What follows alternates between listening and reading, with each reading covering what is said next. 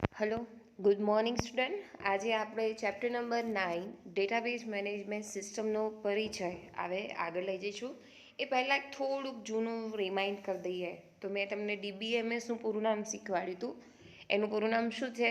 તો database management system કહેવામાં આવે છે. એવી રીતે મેં તમને આરડીબીએમએસનું પણ શીખવાડ્યું હતું. તો આરડીબીએમએસનું પૂરું નામ શું છે?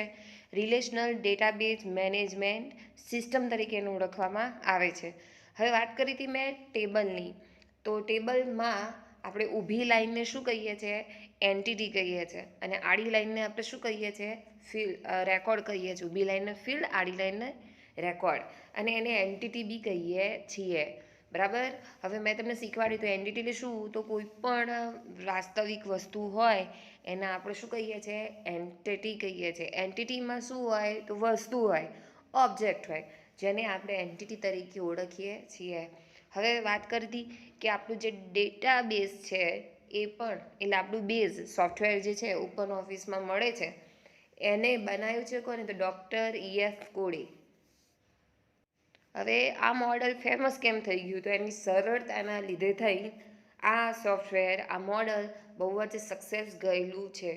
તેમાં પાયા રૂપેના ઓબ્જેક્ટ ભણ્યા હતા આપણે, ટેબલ ભણ્યા હતા, પછી ટેબલના પછી ક્વેરી શીખ્યા હતા, ક્વેરી શું હોય, એના પછી ફોર્મ શીખ્યા હતા, ફોર્મ શું હોય, અને છેલ્લે આપણે શીખ્યા હતા રિપોર્ટ. તો હવે આજે હું તમને ટેબલ એટલે ડેટાબેઝમાં કેવી રીતે એને કાર્ય કરે છે, કેટલા સ્ટેપ હોય એ ટેબલ બનાવવાના, તમે કેવી રીતે તમારો ડેટાબેઝ ક્રિએટ કરી શકો છો, બરાબર, એના વિશે આજે ભણીશું. અને મેં તમને શીખવાડ્યું હતું કે સૌથી પહેલાં શું બને? તો પહેલાં શિક્ષક આપણને ચેપ્ટર શીખવાડે, એના પછી એ ચેપ્ટર જો શીખી ગયા હોય તો એના ઉપરથી તમે પ્રશ્ન પૂછી શકો છો, એના ઉપરથી તમે એક્ઝામ આપી શકો છો, અને આ બધી ક્રિયા થાય એટલે સર કે મેમ તમને શું આપે છે? રિઝલ્ટ. રાઈટ. તો આજે હું તમને પહેલાં મેં કીધું હતું કે 4 ઓબ્જેક્ટ હોય, એમાં પાયારૂપ હિસ્સો કોણ છે? તો ટેબલ. તો આજે હું તમને ટેબલ કેવી રીતે બનાવાય, કોને શું કહેવાય, એના વિશે આપણે આજે ભણીશું. પણ એક વસ્તુ ધ્યાનમાં રાખજો, આજે જે ભણાવું છું એ જ વસ્તુ આપણે 12માના 6 ચેપ્ટરમાં આપણે એને કામમાં લેવાનું છે. તો વિડીયોને બરાબર ધ્યાનથી જોજો. વધુ ઉદાહરણો આપીને થોડું ધીમે જવા દઈશું, પણ બરાબર એને સમજજો, જેથી કરીને તમને ખ્યાલ આવે. ઓકે, ચલો જઈએ આગળ. તો સૌથી પહેલાં શું કહે છે કે વિનિયોગ માટે નમૂનાનો ડેટાબેઝ તૈયાર કરવો. તો ડેટાબેઝ તૈયાર કરવો હોય તો કેવી રીતે થાય? તો સૌથી પહેલાં હું તમને એક વસ્તુ પૂછું છું, એનો જવાબ બનાવજો. તમે બધા એક્સેલની અંદર કામ કરીને જ બેઠા છો. તો એક્સેલની અંદર તમે શું કરો છો? તો કે તમે પહેલાં તમને મેમને તમે પૂછો છો કે મેમ મારે કોના વિશે ટેબલ બનાવવાનું છે? તો તમારા મેમ તમને કહેશે કે આપણે આજે સ્ટુડન્ટ ઉપર ટેબલ બનાવવાનું છે. સાંભળજો, ઉદાહરણને સમજજો એટલે ઇઝી રહેશે. પછી તમે એમ પૂછશો કે હા મેમ, તો કોલમ કઈ કઈ નાખીએ? તો સ્ટુડન્ટનો ડેટા શું હોય? તો સ્ટુડન્ટનો રોલ નંબર હોય, નામ હોય, એના સબ્જેક્ટ હોય, સબ્જેક્ટના શું હોય? માર્ક્સ હોય, અને રિઝલ્ટ છેલ્લે મળતું હોય. પછી એની ફી હોય, આ બધો ડેટા હોય. પછી તમે શું અંદર ડેટા નાખવાનું કરી દેશો ચાલુ? ના, તમે પહેલાં શું આપશો? બધા ટાઇટલ આપશો કે શું માંગ્યું છે? તો રોલ નંબર, નેમ, આ બધું. એના પછી તમે એક વસ્તુ નોટિસ કરી હશે કે રોલ નંબર એટલે પછી રોલ નંબર જ જાય, એની અંદર તમે નામ નાખતા નથી. રાઈટ. એની અંદર રોલ નંબર એટલે 1 2 3 0 to 9 જ વેલ્યુ જાય. 0 to 9 એટલે ખબર પડી? કોમ્પ્યુટરના કીબોર્ડની અંદર 0 થી 9 સંખ્યા આપેલી છે, તો તમે લોકો કઈ સંખ્યા નાખશો? 0 થી 9, બરાબર. પણ તમે કદી A to Z value roll નંબરમાં નાખતા નથી. પણ જો તમે નાખો તો એરર આવે. રાઈટ. હવે આ એરર કેવી રીતે લાવવાની? તો એ બધું આપણે શીખવાનું છે. બીજી વસ્તુ તમને એક્સેલમાં આ બી શીખવાડ્યું હશે મેડમે કે કોઈ પણ ક્લાસમાં રોલ નંબર 1 એક જ હોય. કદી રોલ નંબર 1 બે અલગ અલગ વ્યક્તિના હોઈ શકે નહીં. જેમ કે roll number 1 Ajay, roll number 2 જય. રાઈટ. તો રોલ નંબર 1 અજય અને રોલ નંબર 1 જય આવું કદી હોતું નથી. એવું કેમ નથી હોતું? આજે આપણે એ શીખીશું. રાઈટ. એને છેલ્લે તમે ડેટા એન્ટ્રી કરો છો, કેવી રીતે થશે, શું હોય છે, એ બધું આપણે જાણીએ જ છીએ. બસ એ જ વસ્તુનો આધાર લઈને આપણે આ સોફ્ટવેરમાં કામ કરવાનું છે. તો સૌથી પહેલાં અને હું તમને એમસીક્યુઝ બી શીખવાડીશ કે કેવી રીતે આ ટોપિક ઉપર એમસીક્યુઝ નીકળે છે. સો ફર્સ્ટ ઓફ ઓલ આપણે જોઈએ તો સોફ્ટવેરમાં ડેટાબેઝ બનાવવાના કુલ 4 પગલાં છે. 4 પગલાં મેં તમને ઉદાહરણ આપ્યું કે સૌથી પહેલાં તમે નક્કી કરો છો કે મારે કોનું ટેબલ બનાવવાનું છે. એના પછી બીજું પગલું તમે શું નક્કી કરો છો, કોલમના હેડિંગ, કે મારા રોલ નંબર નાખવાનો છે કે નેમ નાખવાનું છે, સબ્જેક્ટ માંગ્યું છે, મેં જે રીતે ડેટા માંગ્યો હશે એ રીતે તમે પહેલાં કોલમનું હેડિંગ આપો છો. નંબર 3 તમે નક્કી કરો છો શું કે રોલ નંબરમાં 1 2 0 થી 9 જ જવું જોઈએ, નેમની અંદર આ જ થવું જોઈએ, પછી આ જ થવું જોઈએ. અને ચોથું તમે વેરિફિકેશન આપો છો શું કે રોલ નંબર 1 એ ફક્ત એક જ હોય કોઈ પણ ક્લાસમાં, 2 હોય નહીં. એને આપણે શું કહીએ છીએ તો તમે 10માની અંદર અથવા 9માની અંદર આ શીખીને આવ્યા હતા એને આપણે પ્રાઇમરી કી કહીએ છીએ, રાઈટ. તો એ જ વસ્તુ અહીંયા એપ્લાય થશે. તો ડેટાબેઝ બનાવવાના, ટેબલ બનાવવાના કેટલા સ્ટેપ છે તો કુલ 4, રાઈટ. હવે પહેલું સ્ટેપ શું કહે છે તો મેં તમને કીધું કે દુનિયાની કોઈ પણ વસ્તુ એને આપણે શું કહીએ છીએ, એન્ટિટી, રાઈટ. એન્ટિટી એટલે શું કહેવાય, ઓબ્જેક્ટ. ઓબ્જેક્ટને આપણે શું કહીએ છીએ, વસ્તુ કહીએ છીએ. તો ચાલો જોઈએ આ પહેલું પગલું શું કહે છે. તો પહેલું પગલું એમ કહે છે તમને કે તમે એન્ટિટી નક્કી કરો, તમારે કોના પર ટેબલ બનાવવું છે એ નક્કી કરો. પહેલું પગલું તે. તો મેં તમને આગળ બી શીખવાડ્યું હતું, જો એ જ વસ્તુ રિપીટ થાય છે. એન્ટિટી કોઈ વ્યક્તિ, વસ્તુ, જગ્યા અથવા ઓબ્જેક્ટ હોઈ શકે, કોઈ પણ હોઈ શકે. એન્ટિટી એટલે કોઈ પણ હોઈ શકે. તમે પેન્સિલ લઈ લો ને તો પેન્સિલ પણ એન્ટિટી કહેવાય, રાઈટ. પછી તમે ઇરેઝર લઈ લો તો એન્ટિટી કહેવાય. કોમ્પ્યુટરનું મોનિટર લઈ લો તો એ પણ એન્ટિટી કહેવાય. મોબાઈલ લઈ લો તો એન્ટિટી કહેવાય. વોટ એવર યુ ચૂઝ એ બધું શું કહેવાય, એન્ટિટી, કોઈ પણ વસ્તુ. હવે શું કહે છે કે દરેક એન્ટિટી માટે અલગ અલગ ટેબલની ડિઝાઇન બનાવવી જોઈએ. તમે જેટલા વિશે તમે કોઈ બિઝનેસ કરતા હોય તો તમારે વધુ એની એકદમ સંપૂર્ણ માહિતી આપવી પડે. તો એવા કિસ્સામાં તમે શું કરશો કે દરેકનું અલગ અલગ બનાવશો. જેમ કે આપણે સ્કૂલના જે સોફ્ટવેર્સ હોય, કોઈ બી સ્કૂલ હોય, આપણી નહીં, કોઈ પણ સ્કૂલ હોય, જો એ સ્ટુડન્ટ રિલેટેડ કામ કરતી હોય તો એની પાસે 3 એન્ટિટી હોય. 3. પહેલી કોણ હોય, સ્ટુડન્ટ હોય. બીજું કોણ હોય, ટીચર હોય. અને ત્રીજું કોણ હોય, એડમિન હોય. આ 3 વ્યક્તિથી જ આખી સ્કૂલના સોફ્ટવેરો ચાલતા હોય, રાઈટ. તો દરેકના ટેબલ અથવા ડેટા કેવા હોય, અલગ અલગ. સ્ટુડન્ટ અને ટીચર્સને મિક્સઅપ ના કરાય, ફીનું સેક્શનને મિક્સઅપ ના કરાય, એડમિનને મિક્સઅપ ના કરાય. દરેકનું ડિપાર્ટમેન્ટ અલગ અલગ હોય. અને પછી હા, રિલેશનથી તમે એકબીજાના ડેટા એક્સેસ કરી શકો છો, પણ ડેટા અંદર નખાય કેવા તો અલગ. હવે વાત કરીએ તો કયા કયા છે તો પ્રોડક્ટ ટેબલ છે, સપ્લાયર હોય. તમે જે આપણે એમેઝોન પર કામ કરીએ છીએ તો એમેઝોનના જોડે ડેટાબેઝ કેવો છે તો એને પ્રોડક્ટનો ડેટાબેઝ અલગ હોય, સપ્લાયરનો ડેટાબેઝ અલગ હોય, એના જે અંદર એમ્પ્લોય કામ કરે છે એનો ડેટાબેઝ બી અલગ હોય અને કસ્ટમરનો બી અલગ હોય. તમને ખ્યાલ હશે સૌથી પહેલાં સાઇન ઇન, લોગિન કેમ કરો છો તો એ કસ્ટમર તરીકે તમારો ડેટા એ સાચવે છે, રાઈટ. હવે એની પાસે તો ઘણા બધા સપ્લાયર આવતા હશે. તમને જો સાંભળ્યું હોય તો આ રીસેલર અત્યારે અવેલેબલ નથી, આ રીસેલર બંધ છે, જગ્યાએ તમને બીજો આપું, રાઈટ. તો એ શું કરશે, એ બધાનો બી ડેટાબેઝ અલગ રાખશે. એની પાસે માહિતી તો હોવી જ જોઈએ કે મારી પાસે અત્યારે આ રીસેલર અવેલેબલ છે, આ કામ કરે છે. પ્રોડક્ટ તો આટલા બધાનું માર્કેટિંગ કરે છે તો દરેક પ્રોડક્ટની નાનામાં નાની ઇન્ફોર્મેશન એ તમને પ્રોવાઈડ કરવા માગે છે. તમે જોયું હશે કે એના રિવ્યૂઝ આટલા છે. તો આ બધું કેવી રીતે આપી શકે તો એ આ બધાના ટેબલ એની પાસે, આ બધાના મોટા પાયે ડેટાબેઝ એની પાસે અવેલેબલ છે, જેમાં નાનામાં નાની વસ્તુનો ઉલ્લેખ કરવામાં આવ્યો હોય છે. ક્લિયર? આટલા સુધી ખબર પડશે. તો પહેલું પગલું શું છે, આપણે કુલ પહેલાં એ એમસીક્યુ સોલ્વ કરવાનું કે ડેટાબેઝ બનાવવા કેટલા પગલાં યુઝ થાય છે. સ્ટેપ તો 4. પહેલું પગલું કયું ભણ્યા, એન્ટિટી નક્કી કરો. એન્ટિટી શું હોય તો કોઈ પણ ઓબ્જેક્ટ, કોઈ પણ વસ્તુ. પછી દરેક એન્ટિટીનું ટેબલ કેવું હોવું જોઈએ, અલગ અલગ. ઉદાહરણો શું હોઈ શકે, પ્રોડક્ટ હોય, સપ્લાયર હોય, એમ્પ્લોય હોય અને કસ્ટમર હોય.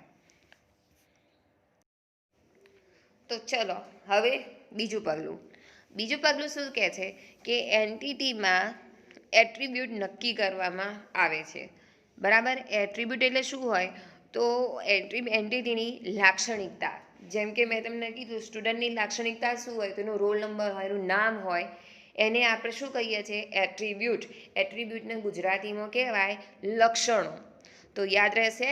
પહેલું શું શીખ્યા? પગલું એન્ટિટી નક્કી કરો. બીજું શું? એના એટ્રીબ્યુટ. જેમ કે અહીંયા મને ઓળખી બતાવશો. સપ્લાયર રેડ અક્ષરથી લખ્યું છે અને નીચે બ્લેક અક્ષરથી લખ્યું છે. આ બેમાં તફાવત શું છે? તો એને ટેબલ કોનું બનાવી રહ્યો છે? Yes, supplier. સપ્લાયર શું છે? એન્ટિટી છે. તો એના એટ્રીબ્યુટ શું હોઈ શકે? એના લક્ષણો શું હોઈ શકે? તો દરેક સપ્લાયરનું એમેઝોનમાં ડેટા હોય જ. શું હોય? તો દરેક સપ્લાયરનું શું હોય? નામ હોય, એની એડ્રેસ લાઇન 1 હોય, દરેકનું એડ્રેસ લાઇન 2 હોય, એની સિટી હોય, એનું પિનકોડ હોય, એનો કોન્ટેક્ટ પર્સન નંબર હોય, ઈમેલ આઈડી હોય અને એનો કોન્ટેક્ટ નંબર હોય. રાઈટ? તો મારે આવો ડેટા જોઈએ છે. તો પહેલાં મેં શું નક્કી કર્યું? એટ્રીબ્યુટ. થર્ડ એમાં હું પછી ડેટા નાખીશ, પછી છેલ્લે ડેટા ઉમેરીશ. પહેલાં મને ખબર તો હોવી જોઈએ ને કે મારે આટલા આવો ડેટા એન્ટર કરાવવાનું છે. ક્લિયર? તો પહેલું પગલું શું ભણ્યા? સ્ટેપ કેટલા છે? 4. પહેલું ભણ્યા હતા આપણે કયું ભણ્યા? પહેલું એન્ટિટી નક્કી કરો. નંબર 2 આપણે એન્ટિટીના શું શોધવાના છે? એટ્રીબ્યુટ. એટ્રીબ્યુટ એટલે શું કહેવાય? એના લક્ષણો. બરાબર સમજો. આ જ ટોપિકને આપણે 12માં રિલેટેડ લેવાનો છે, જાવા ઉપર. ઓકે? તો એટ્રીબ્યુટ શું હોઈ શકે? તો એનું સપ્લાયરનું નામ હોય, એનું એડ્રેસ હોય, એનું સિટી હોય, એનું પિનકોડ હોય. તમારે જેટલી વિગતો જે તે વ્યક્તિની જોઈતી હોય એ બધા તમે એટ્રીબ્યુટ તરીકે લઈ શકો છો. બરાબર? આ નક્કી થઈ જાય એના પછી જ ત્રીજો એનું પ્રકાર એનો ચાલુ થાય છે. ચલો ત્રીજું સ્ટેપ. એ પહેલાં ત્રીજું સ્ટેપ પહેલાં એક બીજું ઉદાહરણ આપું છું. આ કોઠાને બરાબર જોઈ લો, પછી મને કહો કયા એટ્રીબ્યુટ છે અને કોણ એન્ટિટી છે.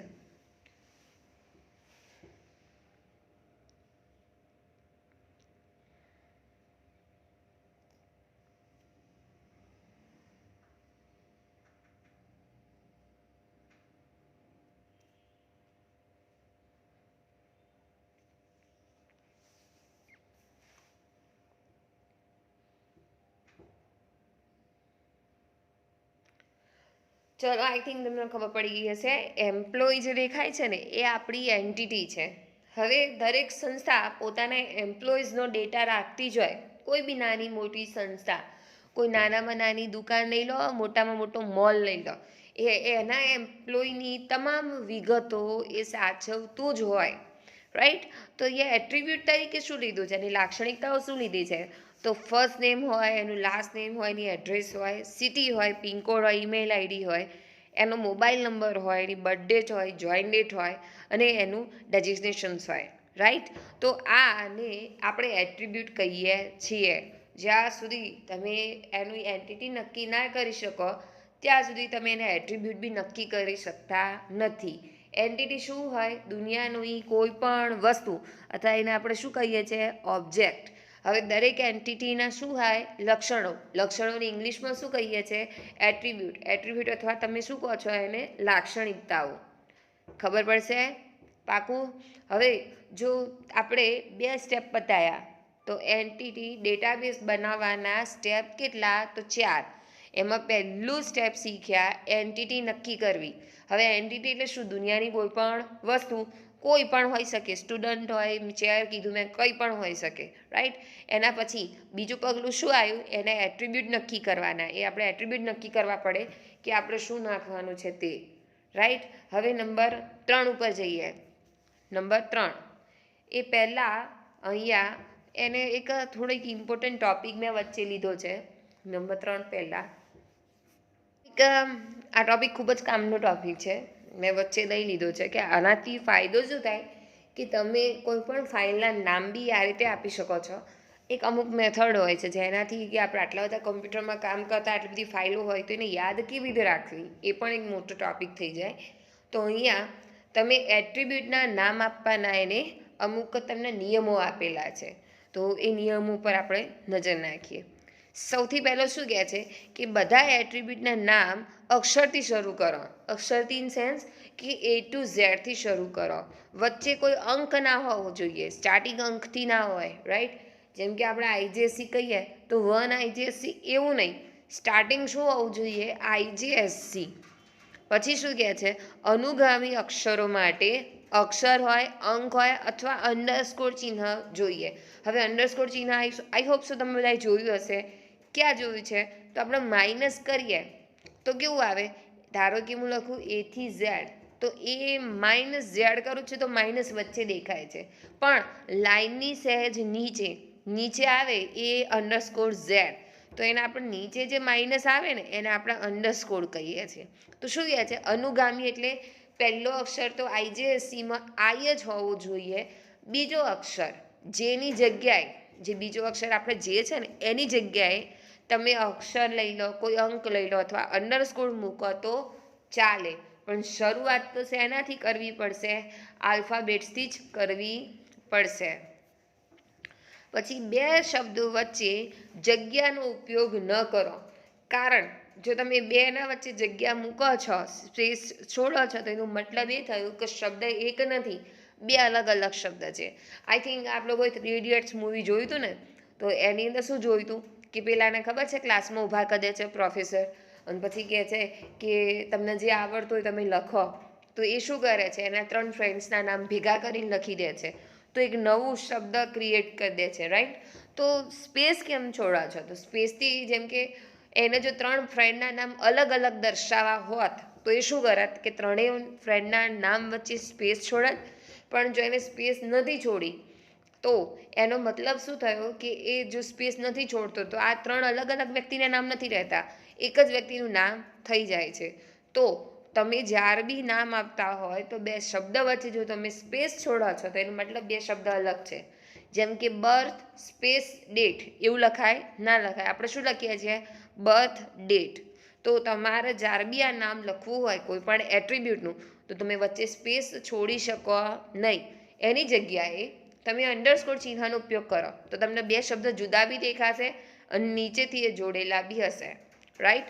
ચલો હવે શું કહે છે કે અંડરસ્કોર સિવાય કોઈ પણ વિશિષ્ટ ચિહ્નનો ઉપયોગ ન કરો.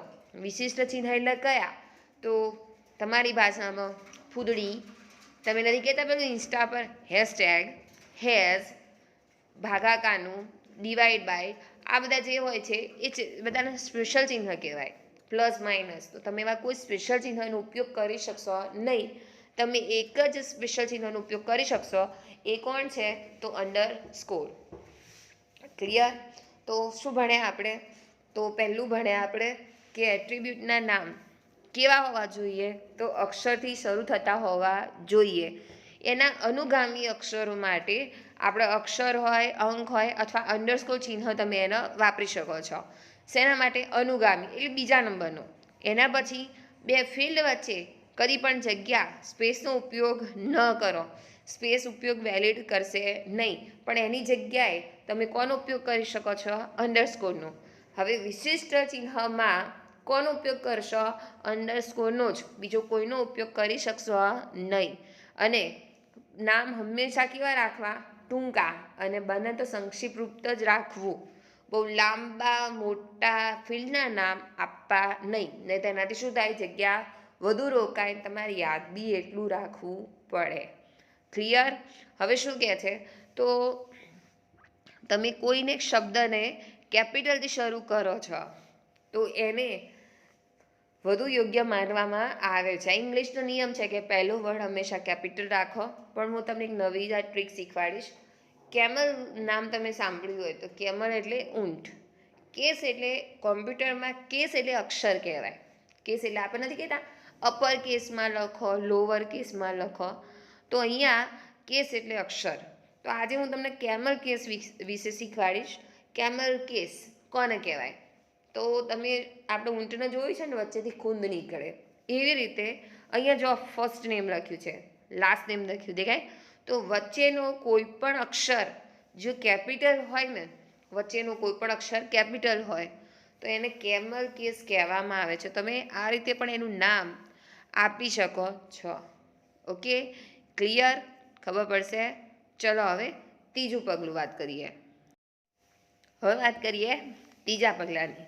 તો ડિઝાઇન તમે નક્કી કરતા હો તો પહેલું તમે શું નક્કી કર્યું, એના એન્ટિટી, એના પછી એના એટ્રીબ્યુટ. હવે તમે ખબર નક્કી કર્યું હતું કે રોલ નંબર 1 તો એની જગ્યાએ 0 to 9 જ સંખ્યા જવી જોઈએ, ABCD આવશે નહીં. તો શું કહે છે કે ડિઝાઇન કરતા સમયે દરેક ફિલ્ડના ડેટા ટાઈપ નક્કી કરવા પડે છે. ડેટા ટાઈપ એટલે પ્રકાર, ડેટાનો પ્રકાર નક્કી કરવો પડે છે અને ફરજિયાત છે. તમે એ ના કરો તો ચાલશે નહીં. તો ડેટા ટાઈપ એ ફિલ્ડમાં ડેટાનો સંગ્રહ કરવાનું માળખું દર્શાવવાનું એક માર્ગ છે.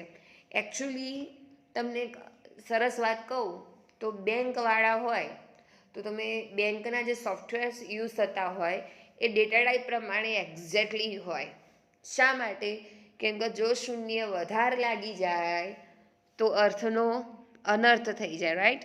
તો એ વખતે એમને કેવું હોય કે એ જે તે વસ્તુની એક્ઝેક્ટલી એન્ટ્રી થવી જોઈએ, પ્લસ એની આંક આપેલો હોય કે ધારો કે તમે 3 ડિજિટની સંખ્યા કીધી હોય તો તમે 4 ડિજિટ ના નાખી શકો, બરાબર? તમે છેવટે 999 લખી શકો છો પણ 1000માં ટ્રાન્સફર કરી શકો નહીં.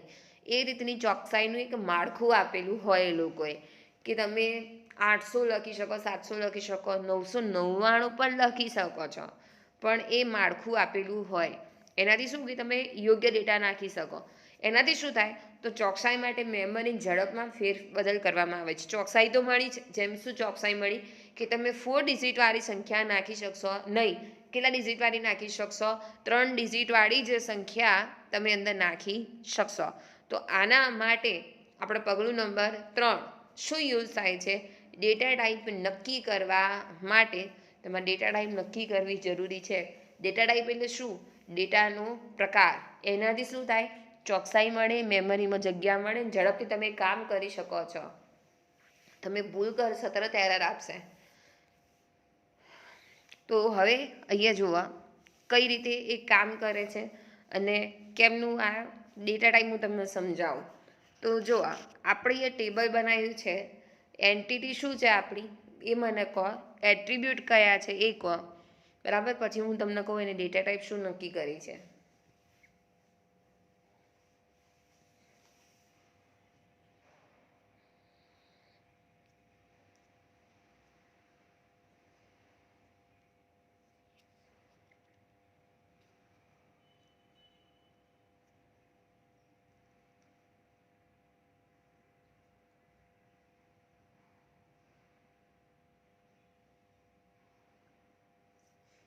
ચાલો જુઓ, સપ્લાયર એ આપણી એન્ટિટી છે. Supplier name, address, 1 2 city, pincode, contact person name, email ID અને કોન્ટેક્ટ નંબર, આ બધા આપણા એટ્રીબ્યુટ છે, બરાબર? ત્રીજું પગલું શું છે? તેની ડેટા ટાઈપ નક્કી કરવી. જેમ કે નામ જોવા, શું લખ્યું છે? સેમસંગ કોર્પોરેશન, તો બધી આલ્ફાબેટ્સ વેલ્યુ છે, બધા નામ જ છે. જોવા કોઈ અંદર સંખ્યા આવી નથી. એડ્રેસમાં જોવા, એડ્રેસની અંદર મિક્સઅપ છે. શું છે? તો સંખ્યા પણ છે અને શબ્દો પણ છે. એડ્રેસ લાઇન 2માં શું છે? તો એમાં પણ પાછા એકલા શબ્દ જ છે. સિટી, સિટીમાં કદી નંબર ના આવે તો સિટી પણ કેવું છે? એકલું શબ્દ છે. મુંબઈ, આ બધાને આપણે રેકોર્ડ કહીએ છીએ. એના પછી પિનકોડ આપ્યો છે. પિનકોડ કદી પણ શાબ્દિક ના હોય અને એ હંમેશા કેવો હોય? નંબર, એમાં પાછો 6 જ આંકડાનો હોય. કોન્ટેક્ટ પર્સન નંબર, તો શું કહે છે? નામ કીધું છે, કોન્ટેક્ટ પર્સન નેમ કીધું છે, તો એ બી બધી આલ્ફાબેટ્સ વેલ્યુ જ છે. ઈમેલ આઈડી, આ ઈમેલ આઈડી હોય ને એ બધું ભેગું હોય. કેવી રીતે ભેગું હોય? તો જો એનું નામ આપ્યું છે, પરચેસ એટલે આલ્ફાબેટ્સ વેલ્યુ, @ એને આપણે સ્પેશિયલ કેરેક્ટર કહીએ છીએ. એના પછી .સેમસંગ, પછી શબ્દ આવ્યા, પછી ડોટ એ સ્પેશિયલ કેરેક્ટર કહેવાય અને .com આવે. હવે આપણા જેવા માણસોનું તો પાછળ બર્થડે ને યર ને બધું કેટલું બધું જતું હોય. જેમ કે પરચેસ, પેન્સિલ, 1985 ને 1986 ને બધું ઘણા તો ફોન નંબર લખી નાખે, નંબર ને પછી @ અને પાછું .com જે આવતું હોય, gmail.com, રાઈટ? તો ઈમેલ આઈડી કેવું હોય? બધું મિક્સઅપ હોય ડેટા ટાઈપ. પછી આપ્યું છે કોન્ટેક્ટ નંબર, તો કોન્ટેક્ટ નંબર એ પણ ફક્ત શું હોય? નંબર જ હોય, બરાબર? તો નંબરની અંદર પાછું એમાં આપણે શરતો મૂકીએ. શું? તો મારો કોન્ટેક્ટ નંબર કેટલો હોય? 10 આંકડાનો જ હોવો જોઈએ. તો હવે નોટિસ કરો, ચલો અત્યાર સુધીનું બધું રિવાઇઝ કરાવીએ. આ તમારી સમક્ષ શું છે? ટેબલ છે. ટેબલ કેવી રચના ધરાવે છે? દ્વિપરિમાણીય. કેવી રીતે? તો ઊભી લાઈન જે દેખાય છે સપ્લાયર નેમ દેખાય છે એને ઊભી લાઈન કહેવાય. ઊભી લાઈનને આપણે ફિલ્ડ કહીએ છીએ, આડી લાઈનને આપણે શું કહીએ છીએ? રેકોર્ડ કહીએ છીએ. બરાબર, ખબર પડશે ને? આગળ આપણે ભણી બેઠા છીએ. 4 મોડ્યુલ હતા, એમાં પહેલો મોડ્યુલ શીખ્યા આપણે ટેબલ બનાવતા. 4 મોડ્યુલ કયા હતા? તો ટેબલ હતું, ક્વેરી હતી, ફોર્મ હતો અને રિપોર્ટ હતો. એમાંથી આજે આપણે ટેબલ બનાવતા શીખ્યા. ટેબલની અંદર બનાવવાના 4 સ્ટેપ છે. સૌથી પહેલાં શું નક્કી કરો? એન્ટિટી, કે મારે કોનું ટેબલ બનાવવું છે? તો મેં એ નક્કી કર્યું કે સપ્લાયર નામનું ટેબલ બનાવવું છે. હવે પ્રશ્ન એ થાય કે એન્ટિટી એટલે શું? તો દુનિયાની કોઈ પણ વસ્તુ, ઓબ્જેક્ટ, એને આપણે શું કહીએ છીએ? એન્ટિટી. એના પછી મેં નક્કી કર્યું કે મારે કયો ડેટા જોઈએ છે. તો મારે સપ્લાયર નેમ જોઈએ છે, એડ્રેસ 1 લાઇન 2 3 1 2 જોઈએ છે, સિટી જોઈએ છે, એનો pincode, contact person name, email ID અને કોન્ટેક્ટ નંબર જોઈએ છે મારે. બરાબર, તો મેં બીજા નંબરે શું નક્કી કર્યા? એટ્રીબ્યુટ. હવે એટ્રીબ્યુટમાં તમને મેં નામ આપવાની મેથડ શીખવાડી કે પહેલો અક્ષર, જેમ કે સપ્લાયરનો પહેલો એસ, પહેલો અક્ષર હંમેશા શું હોય? અક્ષર જ હોવો જોઈએ. અનુગામી અક્ષર એટલે એસ પછીનો યુની જગ્યાએ તમે અંક, અક્ષર કે અંડરસ્કોરનો યુઝ કરી શકો છો. રાઈટ. પછી ત્રીજો નિયમ શું શીખ્યા? કે અંડરસ્કોર ચિહ્નનો જ તમે ઉપયોગ કરી શકશો સ્પેશિયલ કેરેક્ટર તરીકે, બીજા કશાનો ઉપયોગ થશે નહીં. ત્રીજું, ચોથું, બેના વચ્ચે સ્પેસ હોવી જોઈએ નહીં. સ્પેસ હોય તો એનો મતલબ શું થયો? બંને કેવા છે? અલગ. સ્પેસની જગ્યાએ તમે કોનો ઉપયોગ કરી શકો છો? અંડરસ્કોર. પછી કેમલ કેસ શીખ્યા. કેમલ કેસમાં કેવું હોય કે શબ્દનો કોઈ એક અક્ષર વચ્ચેનો એક અક્ષર શું હોય? કેપિટલ હોય. એના આપણે શું કહીએ છીએ? Camel case. હવે નંબર 3 પગલું શું નક્કી કરવાનું હતું? ડેટા ટાઈપ, કે ડેટા ટાઈપ તમે કેવી રીતે નક્કી કરી શકો છો?